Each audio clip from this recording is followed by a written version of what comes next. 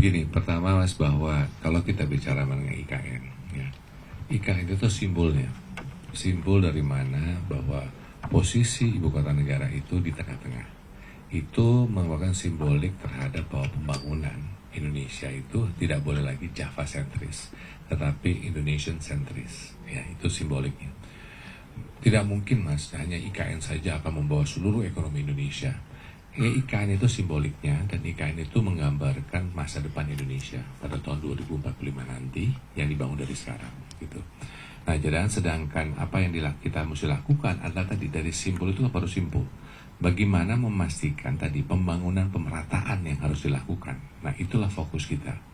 Di sisi itu jelas sekali bahwa bagaimana kita akan melakukan, karena kalau kita bicara kesejahteraan, bicara selalu kemakmuran, kita bicara keadilan.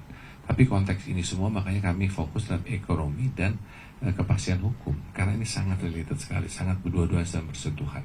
Di sisi ini, kemakmuran dan keadilan hanya bisa terjadi bila mana ada kepastian hukum.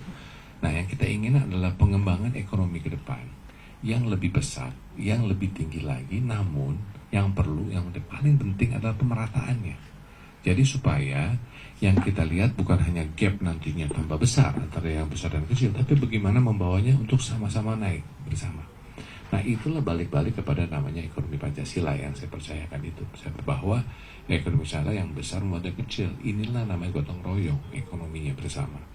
Jadi pemerataan dan juga bersama naik kelasnya bersamaan. Di sisi inilah yang paling penting untuk kita, dan untuk demikian makanya ekosistem pembangunan ke depan itu dilakukan di daerah-daerah, dan di sini bagaimana mendorong adanya penciptaan lebih banyak pengusaha-pengusaha daerah, dan lebih lagi akhirnya lapangan pekerjaan yang ada di daerah-daerah itu yang menjadi kunci gitu. Jadi makanya di dalam visi misi juga jelas sekali bagaimana kita akan membangun industrialisasi daripada Indonesia sendiri dengan hilirisasi dari semua sisi sektor yang ada. Tapi yang penting pembangunan itu membangun ekosistem supaya apa? Ada industri besarnya, tapi industri kecil dan menengahnya harus dibawa supaya UMKM-nya terbawa juga.